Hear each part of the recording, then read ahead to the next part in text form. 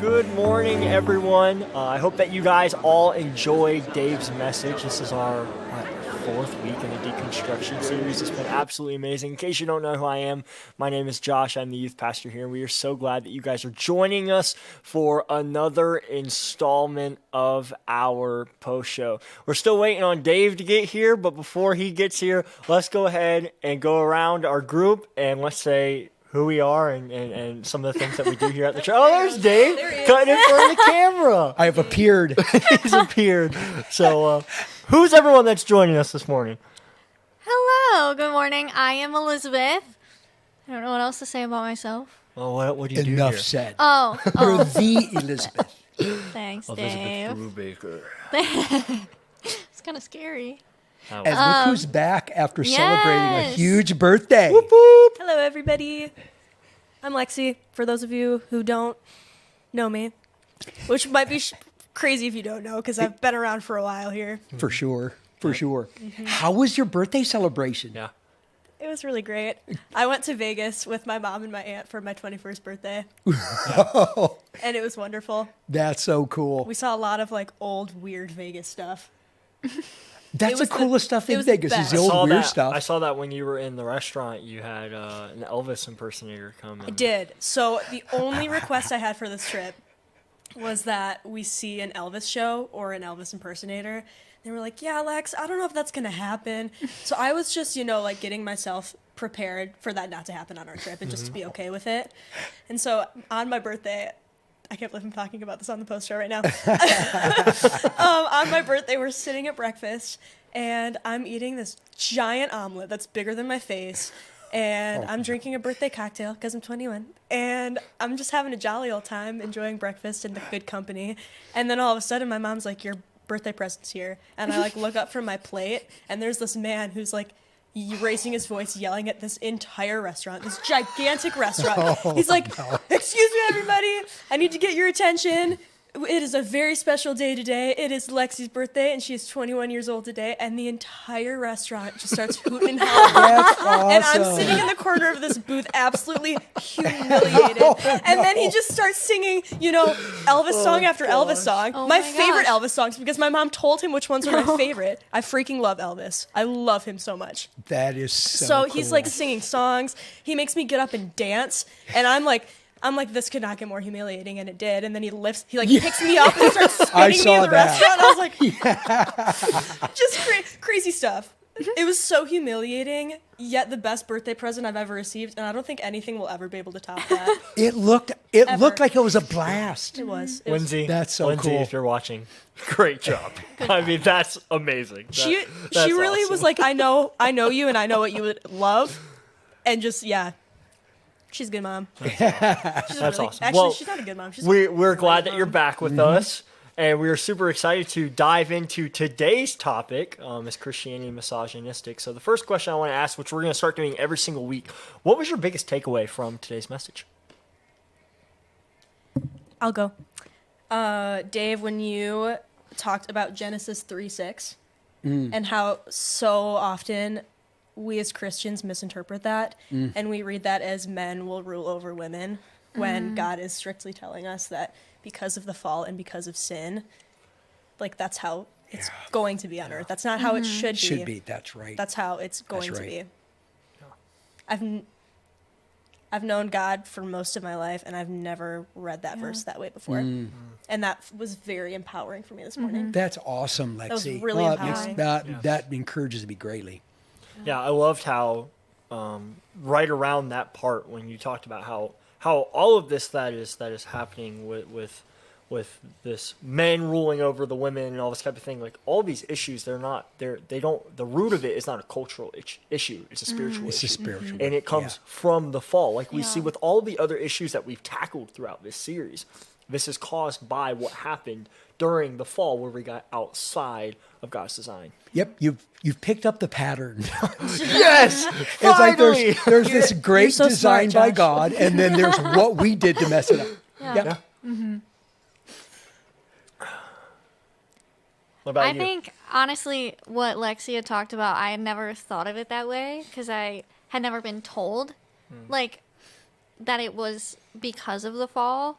it was always taught to me like, oh, well, like men rule over women. Like that's just always how I had learned it and so I guess I never connected the dots that it was because of the fall. I want to add up to that. That's what we were like, we just kind of knew and thought. Yeah. But I didn't always agree with that. Yeah. And there's a reason I didn't agree with that, because God doesn't agree with it either. There you. That is so good. That's exact. There's like something in your spirit that Yes. wasn't like rebellion. It was actually a spiritual good Yes. part of you that goes, that just doesn't sit right. Dave, I want you to know that there were multiple times where I broke out in tears this morning because, like, Oh, wow. this was just such a powerful message for me to hear. It was so, and I'm sure a lot of women out there can say the exact same thing, but just as Oh, wow. who I am and the qualities that I possess, God has given me a lot of like leadership traits and qualities. And in the church, I've never felt like I can use those in the same way that men can. Yeah, that's so tragic. But unfortunately, so many feel that way. Like, I'll give you an example. One of my top spiritual gifts is leadership. And so when you know, I've heard people say the men are the head and the men are the leaders and they, you know, rule over. I'm like, how? And, you know, women aren't leaders in the church. Like, how the frick is that so when God gave me leadership as one of my spiritual gifts? How can that be so if God That's literally right. made me that way? God made me a leader. That's right. So how- and Lexi gave you that gift so you can lead in the church predominantly. So that's good. Absolutely. And You lead, girl. You lead. and I'm not obviously not a woman. I'm a man. But I loved today's message. Like, I looked over at Chelsea. She was sitting next to me. I was in the first service and in the second service, and I'm like, man, out of all the ones we've done in the series, I genuinely think this might be my favorite so far. Wow. This is conversations that I've had with Chelsea numerous times about this and really breaking down like each and every one of these scriptures, because we hopped onto the train of, well, what does this really say? Like about a year and a half ago, and we kept diving into it. And for me, I think my favorite part that stood out to me the most throughout the whole message was at the very end, when you were talking about how women were viewed in the Roman Empire during this time. And I think it can be so easy, especially for me, whenever we look at the political landscape of how women are being viewed in society, just in everything else that is going on with politics, and going like, man, this is like the worst time to be living in. But then we go to the time that Jesus, when he was in the midst of the Roman Empire, and we go like, no, like they had it so much worse. And look at the hope and the encouragement that Jesus gives us to be able to reflect it into today. And I love how there was just this huge tie-in. And for me as a man, it was definitely convicting in the way of like, okay, like I would say that I do a pretty good job of treating women well, but I can do so much better because Jesus has set such an incredible example that I'm constantly trying to live up to. So I absolutely loved today's message. Yeah, boy, I appreciate that, Josh. Most of the world today subjugates women. It's really where Christianity has had the biggest influence, that women are most recognized for their inherent value and power as image bearers of God. And our culture, there's still this lingering residue of Christianity in our culture that makes some of this stuff like, well, duh, of course it should be that way. You go to most of the world today, you preach that same message, and it's like, what? No way. And they're going to resist it. Sadly, but it's true.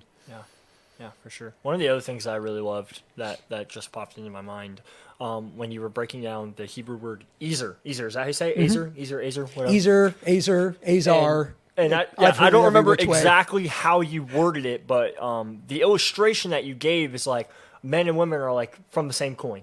You have to have both sides of the coin for it to be a coin, and they work together. And this word Ezer is talking about how they are alike, but there are the differences. And I just think about my own marriage, and I'm like, if I didn't have my wife, there would be so many things where it's like that she does so well, that complements me so well. Like I am just so blessed down the way. And that was good, Josh. It also fused two different ideas. Because the other side of the coin was the whole Adam's rib thing, and he's the other half. And then Azar is a Hebrew word that basically referred predominantly to God in giving military assistance, and that if we go into battle, and life is a battle, if we do anything without either men or women there as that ally, we're probably going to lose.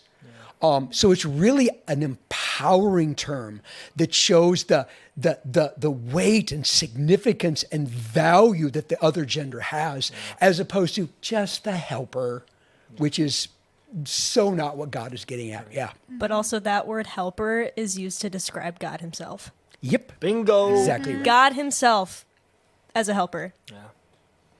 So when, women are used as that term, that's powerful stuff right there, because you're getting described as a quality that God possesses. Yep, that's right. That's exactly right. Good stuff. Yeah.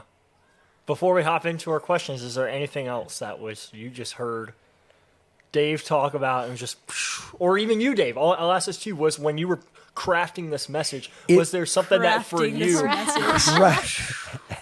I say crafting because I could imagine, like, whenever you're building stuff, they usually give you the extra parts that That you don't felt like use. an accurate word to That's describe what Dave. that's yeah. what Dave probably has in his office, like 8 pages of, man, I could have put this into my message. I could have talked about this And for 4 whole right weeks. now, I'm so tempted to go, well, Josh, there's a bunch of things I didn't get to that I'd love to share right now. Hey, but that's why we won't have do the part Q&A. 2. That's why we have the Q&A. That's true. This Wednesday, 7 p.m. Maybe we'll talk about those things. Maybe we will. Go submit a question. Because there's more good stuff. Go submit a question. Is there anything else that stood out to you guys that was just like, man, this was so good? Or you ready to move on? Everything? Everything. Yeah. Yeah, you can move on. Yeah. All right, well, let's move on. This is directly from our book. So if you have, there we go. If you have, let me make sure it's angled right. There we go. A physical copy of our book. It's one of the discussion questions for this week. If you're within a group, you can also go to my3c.org, click the More tab, click Deconstruction Part 2. There's the book. You can scroll down. You'll see the exact same question. I pulled this directly out of the book to talk about this because you worded it a lot better than I could have ever worded this question. So, as you look around the cultural landscape, what evidences do you see of the shattered relationship between men and women and husbands and wives? And then we'll ask another question based off of this of how especially men can do better at valuing and treating women. So I want to just let you know where we're going with this. So, anyone who wants to answer, floor's open. As a woman, I think I experience this at least once a day. Just that I feel less superior or equal than men. That is a heartbreaking statement. Yeah. At least once a day. In a little way. Maybe not a crazy big way, but at least every day I feel at least once. Like one man that, came across my path makes me feel less than. I'm sorry. Truly. Yeah. And it's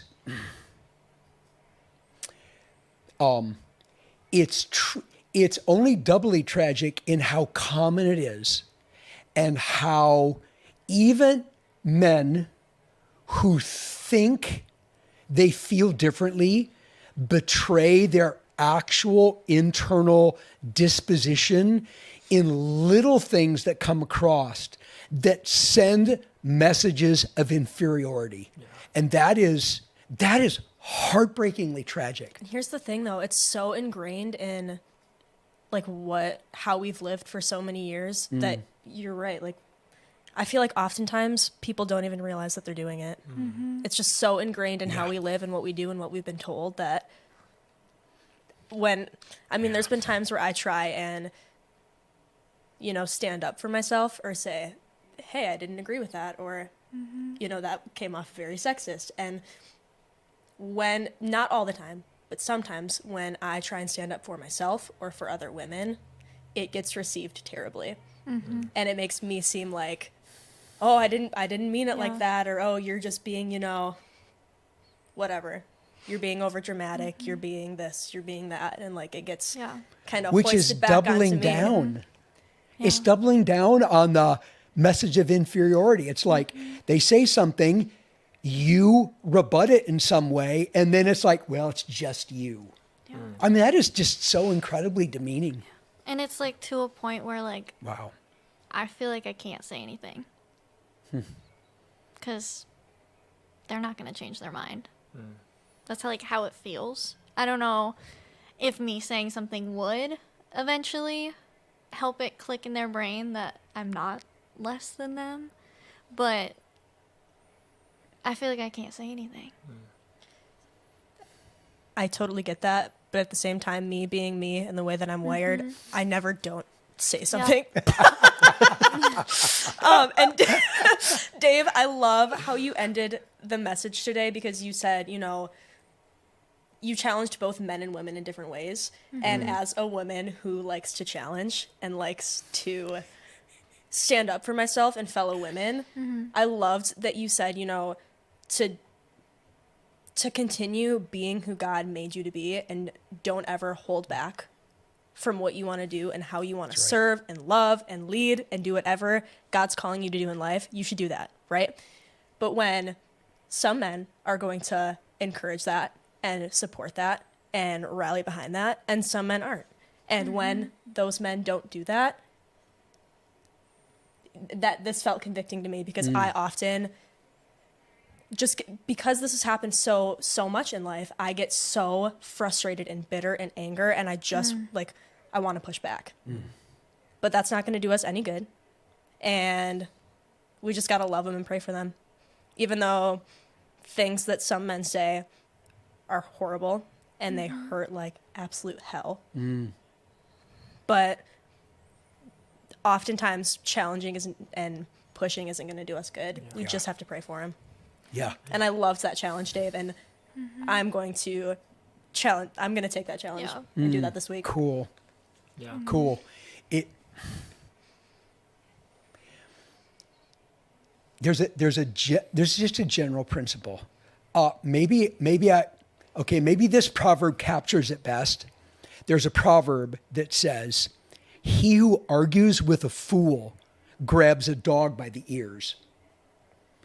And the idea is that sometimes when you even attempt to enter into a dialogue and reason with a person who's just a fool, all you're going to get is a reaction. You're going to get snapped. It's not going to accomplish anything at all. And it's just like the lack of immaturity. Like it's not going to be received well. Like what I would have to say to somebody like that is going to go in one ear, out the other, and isn't going to be received. Yeah.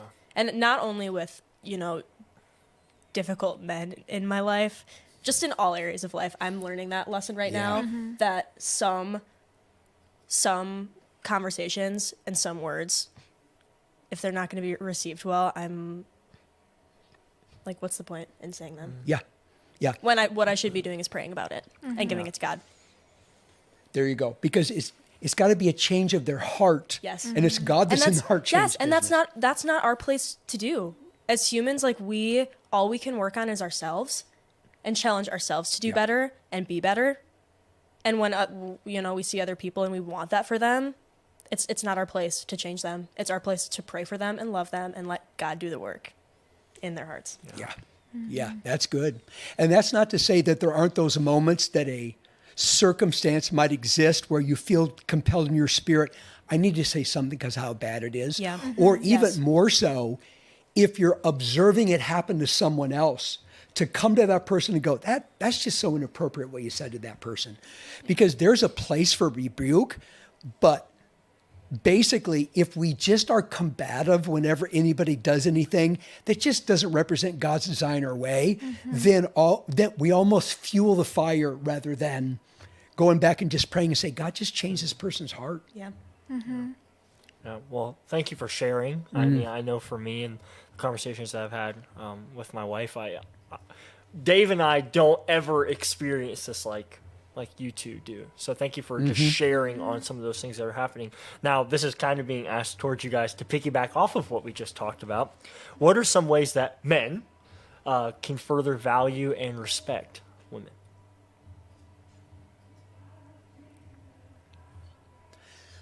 Maybe this would help. What are some of the little things that get said that carry that innuendo of somehow you being less than? That's a good way to rephrase the question. Yeah. I don't want to speak for all women when I say this. I want to speak just for myself, because what hits me hardest with men making me feel less than is going to be different for other women. For me, it's sure. when I don't feel like my voice and my opinions are respected as much as men, and that I can't lead. It's the leadership part for me. Yeah. That's what really like takes a knife to my heart when men look at me as, you know, I might have good ideas or good thoughts, but that's it. It doesn't go any farther than that because you're a woman and men are ultimately like the leaders in the house, in the church, in all the areas. That's what like just hurts my heart the most. And what I hear you saying that is there's almost this dismissiveness, like, thank you for your idea, Lexy. Now let's move on, as opposed to considering it and then going, that's a great idea, Lindsay. What should we do? And then letting you take lead in what's going on. Am I reading it right? Yeah, But not quite. I don't know how to describe it. This is something I've struggled with my whole life. Yeah. Well, thank you for attempting to explain that the best that you can. I know that all of this stuff can sometimes, especially, I could imagine something as heavy as this and something you might have experienced more than a handful of times in your life can be difficult to formulate exactly what it is. Yeah, and just, talking about this in the past with men hasn't ever been received well. No. So it's hard to I don't know why it's hard to talk about it in front of you too, because I know Well, we're men. but it's just it's hard because Yeah. when I try and address things like this, I think my brain is like, like in the back of my mind, it's like, don't say that because it's not going to be received well. Yeah. Yeah. Well, one of the things that, and I'll speak on behalf of myself and Dave, because I know Dave thinks the same thing. One of the things that we love, especially about you being on this post show, is your vulnerability. And your willingness to share these tough things and just being super raw and honest. And we appreciate your opinion so much, especially in this conversation, because again, these are things that Dave and I don't experience on the day to day. So hearing your opinion is very valuable in this situation. My heart, and I think men that really have a developing Christ-like heart would feel the same way, and that is, we fear saying or doing something that conveys a message we don't intend, but we do it inadvertently anyway. So I actually find it helpful, and we've done this on staff because we've got women on staff. Your mom was on staff. My mom was on staff for years. Yep. And it's like, if there's anything that is done or said in any way that sends that message, let me know. Because it's a learning experience for us to make sure that we are communicating in ways that don't end up sending a signal, a message that we don't mean to, but we do anyway. And it helps to have things pointed out. Again, if you have a heart that's trying to grow in Christ-likeness, then things get pointed out. It's like, man, thank you for that. Yeah. Because I don't want to do that. I need to state that in a different way. Yeah. And I wish more people thought of it that way, from like I need to work on myself. Like I need to help, like let me know if something I said was taken the wrong way, because it can be perceived as like, oh, you're just too sensitive, or like, oh, you're just like, you're taking out of context, or like, or like that I'm not serious, that I don't actually feel those things, that it's just like, oh, well, suck it up. Or like, women had it so much worse 50 years ago. You're fine. Yeah. Like what you're dealing with isn't as bad as what women faced in the past. So like you're kind of being sensitive. Yeah. I've gotten that multiple times from men. Like when women had it so much worse years ago, and you're really complaining about this right now. Yeah. Wow. Yes, I am, because it still sucks. Yeah. Yeah. Because you, like, men don't experience that. No. Yeah. Like, yes, it was far worse 50 years ago, 100 years ago. past that, you know, that still doesn't mean it's all the way That's gone. correct. That's correct. And it doesn't mean that it doesn't hurt still, Yeah. because it does. Yep. You didn't live 100 years ago. You live now. Yeah. And we can both celebrate gains made and also recognize still gains to go. And so in our cultural moment, we're going to keep moving forward rather than use it's not as bad as it was an excuse to continue doing things that dishonor God and demean women. Yeah. Yeah? Okay, good. Well, everyone, I love getting to do this with you guys. So, big shout out to all three of you for being here today. Layla, we miss you so much. But you got to go do this one more time. One more time. I did remember this week the resource of the message. If you don't look at any of the resources in the book, this is the one where it's like, we would love for you to go look at this. It's a book. It's called "Is God a Misogynist" by David Wilbur. It's a great explanation of literal, cultural, and historical meaning of the perplexing passages that can appear misogynistic but aren't. So What a mouthful. yes, what happened? So basically, Who wrote that? a lot of Leviticus, a lot of Dave, Deuteronomy, I guess a you. little bit of Exodus. Could be. So we got that. Also, on top of that, we have, if you go to our website, you go to our More tab, you can click on the role of women in the life of the church. Is that what it's Yeah. labeled as on there? Yep. You can go and click on that, and it gives a breakdown of the passage in 1 Corinthians, the passage in 2 Timothy, and along with some other stuff that you put together, Dave, which I could imagine, I haven't gotten to it yet, is a great read. So We wrestled with this subject years ago and said, let's nail this down. And so there's just a lot of work that you can work. It's not real long, but we'll go into far more detail that I just didn't have the time to take For sure. this morning. Yeah. Absolutely. And to piggyback off of that in detail, if there was anything that Dave talked about in today's message, or that you thought about, or you've had a question about in the past, you can go to our website and you can go, which is my3c.org. You can go to the top, submit a question, and you can put that in there. It can be about today's message. It can also be about the past messages that we've talked about. We are dedicated here at Connections to answering all of your questions. Again, you go to my3c.org for that, along with our role of the women in the church resource on there too. I encourage you to go back and listen to this message again, rewind it, pause it, play it. This is really good, along with the rest of the messages in our series. But until then, till next week, we hope to see you guys again. Have a fantastic week.